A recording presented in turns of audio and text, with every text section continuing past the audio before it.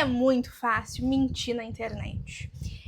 Eu tava refletindo muito sobre isso esses tempos que eu pensei, nossa, seria tão fácil, seria tão mais fácil, assim, tão mais rápido crescer, ter resultado, se eu fosse uma pessoa, assim, com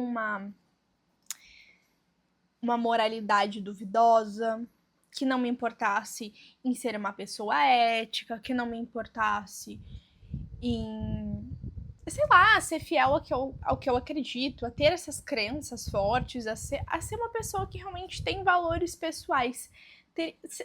Seria tão mais fácil se eu simplesmente não tivesse esse filtro ético. Tipo assim, eu fiquei meio questionando, realmente, tipo, por quê? Por que eu nasci com esse filtro ético, sabe? De ser uma pessoa tão correta? Que saco, sabe? Tem tanta gente tendo resultado, e daí tu vai ver, tu vai olhar fundo, assim, é porque a pessoa é incoerente aqui e ali, é porque a pessoa dá uma mascarada nas coisas, é porque a pessoa não fala exatamente o que realmente acontece na real, não mostra o lado sombra. Mas, ao mesmo tempo, eu também acredito muito que o jogo sujo não tem longo prazo.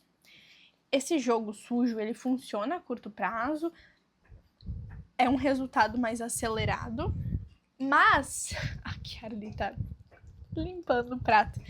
Minha filha, tudo bem, minha filha? Vem cá, minha filha. Vem.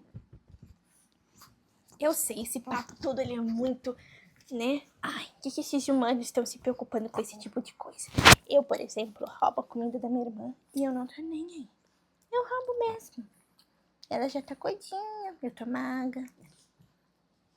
Tá? Fica aqui, não é pra te lamber o prato da tua irmã. Então,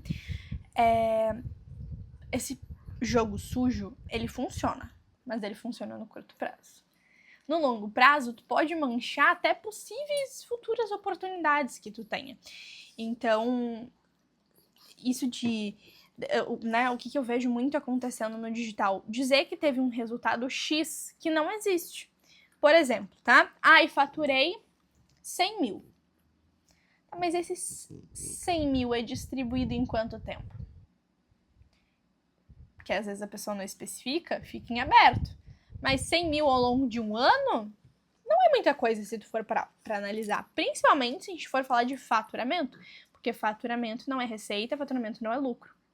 Faturamento é literalmente o valor ali que tá na nota fiscal que tu vendeu para cliente.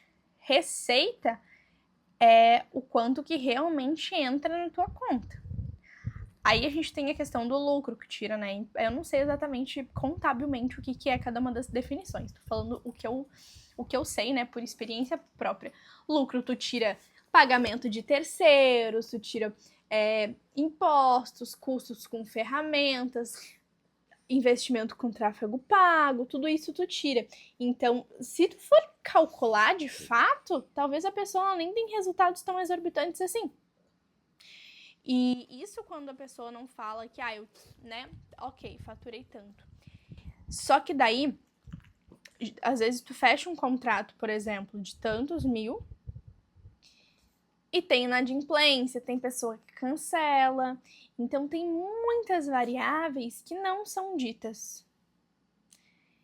E elas são variáveis que importam, porque no final das contas influencia muito no resultado final que aquela pessoa tem. Então é muito fácil mostrar só o lado bom, mascarar os resultados para parecer melhor. E acontece muito, tá? Acontece muito mais do que eu imaginei, talvez, na minha inocência, que aconteceria.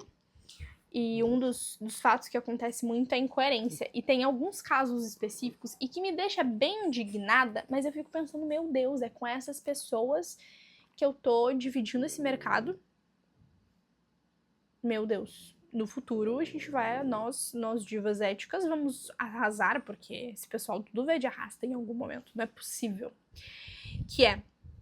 Teve uma mentorada que me contou um caso que eu sou péssima com detalhes, tá? Da história, então pode ser que tenha um fato ou outro que não seja exatamente assim, mas que tinha um expert que vendia, acho que, não sei se era vitaminas ou medicações para idosos, basicamente enganando, né, idosos. E daí a pessoa falava que faturava horrores com X nicho, só que na verdade a pessoa faturava tudo isso enganando pessoas. Gente, pelo amor de Deus, como é que a pessoa tem coragem? Como é que a pessoa tem coragem, tem assim, cara de pau de fazer uma coisa dessas?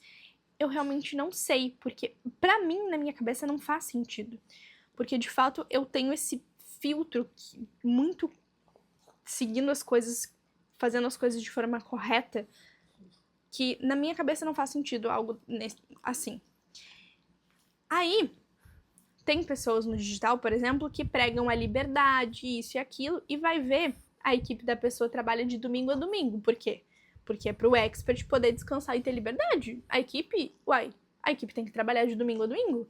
Se o expert teve ideia no sábado e no domingo, tem que executar no sábado e no domingo. Que é o expert que tem que descansar. Então, a gente vê muito essas incoerências que talvez não transpareçam tanto, tipo, na rede social da pessoa, mas que se tu vai para os bastidores, isso acontece. Pessoas que pregam que você tem que se valorizar, tem que cobrar alto, mas aí para a equipe da pessoa, ela paga uma mixaria. Então, existe muito essas incoerências e a gente tem que prestar muita atenção em quem a gente tá seguindo. E óbvio que muitas vezes a gente não vai ter como saber os bastidores da pessoa, mas eu trago tudo isso pra gente se dar conta de que muitas vezes os resultados, né, nem tudo que brilha é ouro. Nem tudo que brilha é ouro. Os resultados das pessoas muitas vezes é passando por cima dos outros, é mentindo, mascarando coisas. Então, será que esse resultado realmente vale a pena?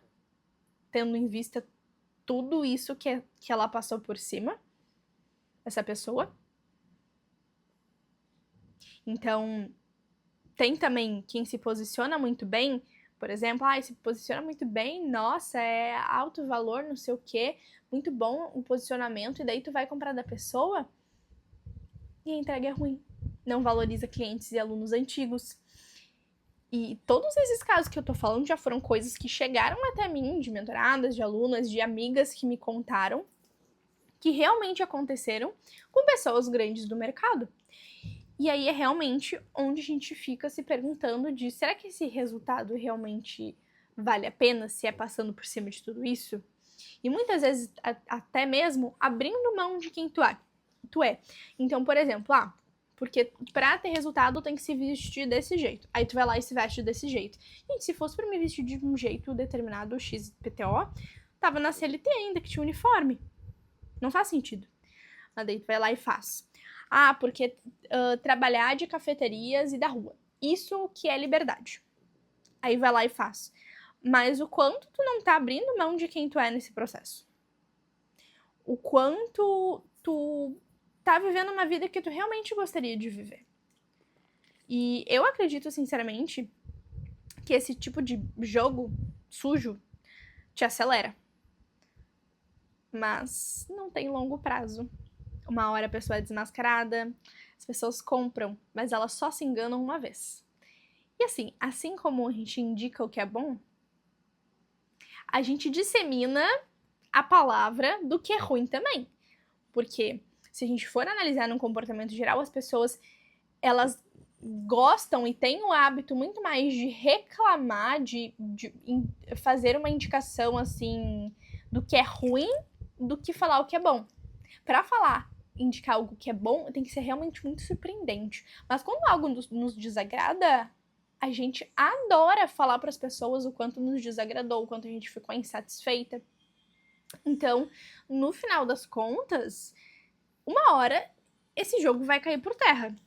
E tu pode ter um negócio lucrativo enganando as pessoas, abrindo mão de quem tu é, mas ele não tem um futuro próspero. as pessoas, elas não só valorizam mais profissionais e empresas com valores morais e éticos, acho que cada vez mais, assim, quanto mais a inteligência artificial se insere na nossa vida, a internet, as tecnologias, mais as pessoas valorizam pessoas humanas, pessoas que realmente são empáticas, que pensam nos outros, que têm essas características morais, assim, gera uma identificação, uma conexão maior, gera uma confiança. Então, cada vez mais isso vai importar. E aí também, com isso, né, como a gente atrai clientes semelhantes, automaticamente a gente vai ter clientes de mais qualidade, clientes tipo, legais de trabalhar, sabe? E essas pessoas que vão, né, que compram desse tipo de negócio que engana as pessoas e tudo mais, na verdade, as pessoas que compram de negócios éticos, com valores humanos, são os que as pessoas compram, recompram, indicam e tudo mais. Então, hoje em dia a gente tem muito uma problemática que o custo de aquisição para o cliente está cada vez mais alto. Cada vez mais alto. E com isso influencia o quê? Na tua margem de lucro, porque se é muito caro adquirir um novo cliente, cada vez o teu lucro vai diminuindo. E um negócio que tem uma boa margem de lucro, então, é aquele que fideliza. Por quê? O teu custo de aquisição por cliente vai ser menor, porque tu tem um cliente que, com esse um cliente, ele compra várias vezes, então o retorno vai ser maior. Com esse um cliente, ele tem um LTV maior, então o retorno dele vai ser maior também. Esse um cliente, ele indica para 2, 3, 4, 5, então, vai baixar o custo de aquisição desses novos clientes, porque eles estão vindo de indicação. Cliente de indicação é um cliente que tu não pagou tão caro para adquirir. Então, as pessoas estão ficando mais seletivas, então, antes até a gente comprava cursos de 3 experts, 4, 5 experts diferentes do mesmo assunto.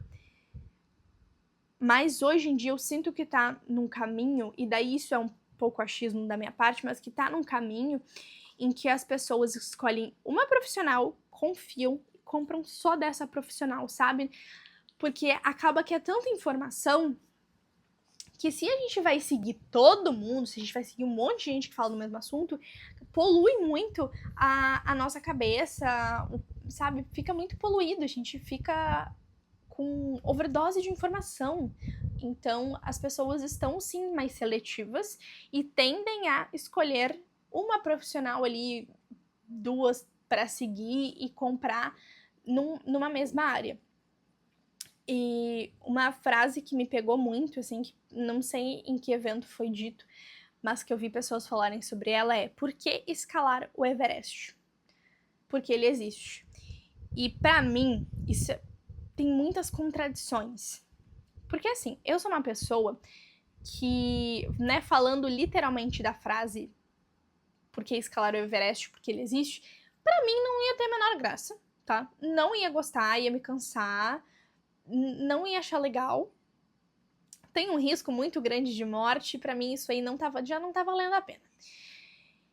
Então, nem sempre é porque algo existe que a gente precisa fazer, que a gente precisa querer esse algo. Como, por exemplo, porque as pessoas compram carros caros e tudo mais. Mas eu quero um carro caro? Isso é importante pra mim? Ou eu tô fazendo só porque existe? Só porque tá ali? Então, quando a gente olha pra esse jogo do digital, essa é uma reflexão que me vem, assim, frequentemente. Uma coisa muito boba, que eu me sentia, assim, culpada até um tempo atrás, era essa questão de trabalhar de cafeteria, trabalhar da rua, assim, trabalhar da praia, porque a liberdade do digital. E sendo bem sincera, eu amo ficar em casa, eu amo home office. Pra mim, o meu trabalho, ele rende mais quando eu trabalho do meu cantinho, sempre do mesmo lugar, no mesmo horário, sabe? Eu não gosto de trabalhar da rua, eu não gosto de trabalhar de cafeteria, eu não gosto de trabalhar da praia. Eu gosto da liberdade de, caso eu precise, eu vou pra praia e daí eu não trabalho, ou eu faço só o suporte ali pelo WhatsApp e o restante das demandas eu adianto. Então, não precisa Tu não precisa querer escalar o Everest só porque ele existe. Se não faz sentido pra ti aquilo. A gente tem que querer ir atrás do que realmente faz sentido pra gente.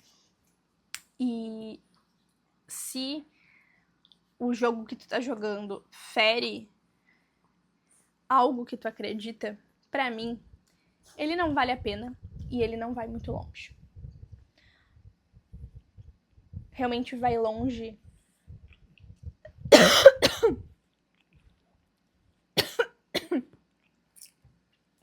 E eu quero muito, muito ouvir de vocês. O que vocês acham sobre esse assunto, sobre todas essas questões, essas reflexões sobre o nosso mercado digital?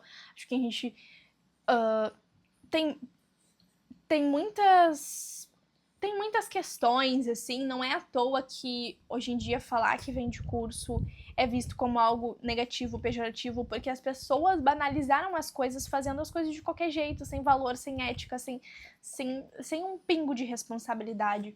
Então eu acho que a gente tá no momento de virar esse jogo, sabe? De realmente mostrar que existem pessoas nesse mercado que estão dispostas a fazer as coisas do jeito certo, de um jeito correto, e com excelência, entregar realmente algo bom.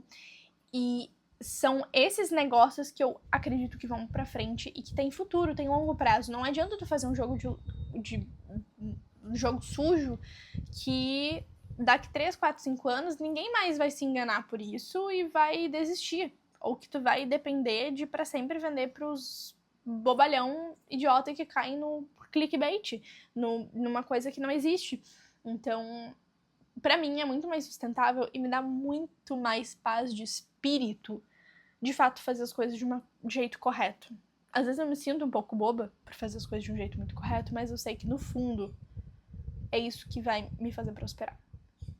Espero que tenha feito sentido pra ti todas essas reflexões. Quero muito que tu me fale o que tu acha sobre tudo isso, qual que é a tua visão, se tu concorda que realmente esse jogo sujo não tem longo prazo e que e o que tu pensa sobre isso, o que tu já viveu nesse mercado.